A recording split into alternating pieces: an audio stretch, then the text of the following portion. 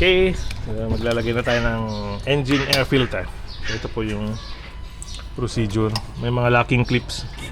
So, 1, Bali, dalawa yan sir, yung isa 2. dito. Dalawang locking clips lang po. Paano missing yung isa sir eh. Ayaw nga, no? Oo po. So, nahulog po yung isa. Wala ba kayong extra dyan, sir? Wala po sir. Ito sir, maganda rin po na napapalitan to every maintenance. Kasi kung maraming pwedeng sirain sir pag yung sa dumi po niya. Pwedeng sirain niya rin yung intercooler hose po natin. Intercooler hose, okay. Opo, So, ito po yung naging condition niya. Okay.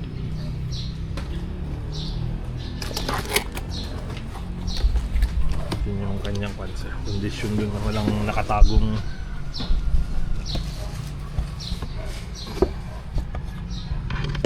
ayun. Sir Bin, pwede kong ipatanggal lang mamaya yung pan dun bago natin ilagay. May dahon yata dun. Okay. Ito sir yung ilaw. Kailangan mo ng ilaw.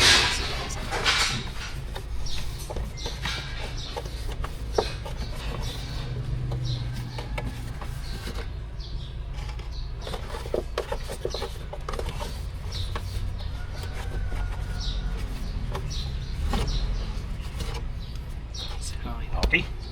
So, new filter. Part number ng Ford.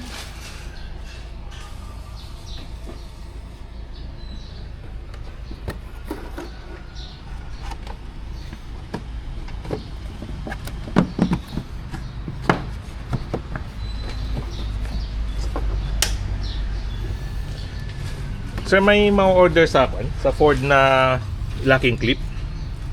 Meron din naman po sir. May available kaya dun, sir? Check namin kapag sir, pwede rin namin ipa-check kapag sa parts tapos Sige. i-update po. Sige nga po, sir, para padaanan ko si Mang Nelson doon kumuha kasi naapektuhan yung ceiling nito pag hindi na ilak. Umaga lang sir. Ito sir, di ba naglalak? O na talagang ganito to, sir? Open po talaga yan. Okay. Okay. Then yung cabin filter, sir, no? Yung cabin. Napalitan ko na kanina. Ay, okay na. Napalitan na. Okay. So ito na po yan, nailagay na. Very yung condition. Tingnan niyo po, pag talagang sa construction. May mga tae ng dagasin. Ay, meron sir? Opo. Ayun lang. Ibig sabihin, may pumasok. Okay. Ito po yung kanyang part number. Okay.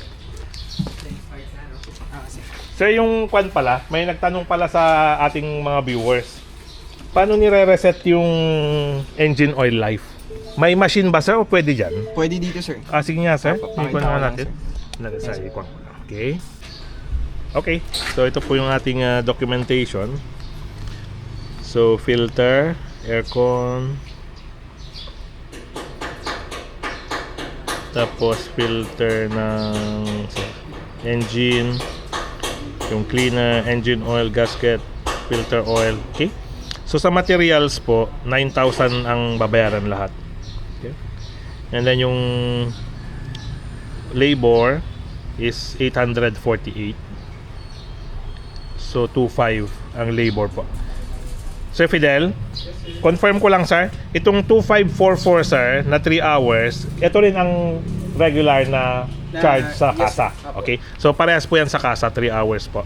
And ito po yung kanyang mga gagawin o yung mga iba dan ginawa na. So engine oil change, replace engine oil filter, air filter replace, AC filter replace, yung gasket drain plug, inspect all fluid levels, belt tension, AC cooling performance, tighten all bolts, check and test engine battery, tapos yung multi-point inspection.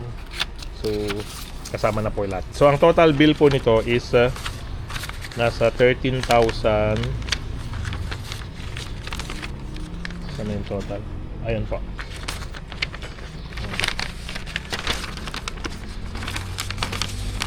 Ang total bill po is 13,486.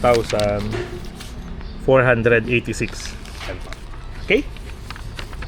Ang ating update sa 40,000 pero 40 and 60,000 kilometers. Okay, so maglalagay na po tayo ng engine oil. Ayan. Ilang liters to, sir? 8.2 sir. 8.2 liters po ang 2.0 na bi-turbo Ford Ranger XL.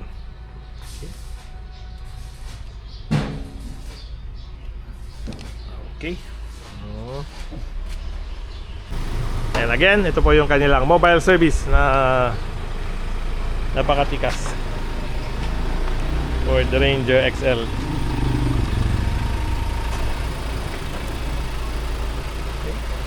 Ford Mobile Service. Napaka-comfortable po.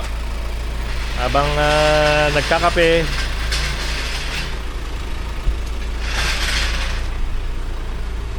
change oil. Ayos. Na. Salamat po. Okay na, sir. Okay, sir. Thank you, thank you. Thank you sir. Thank you Sir Fidel, thank you. Thank you sir. Sir Bin, Sir, thank you, sir. thank you.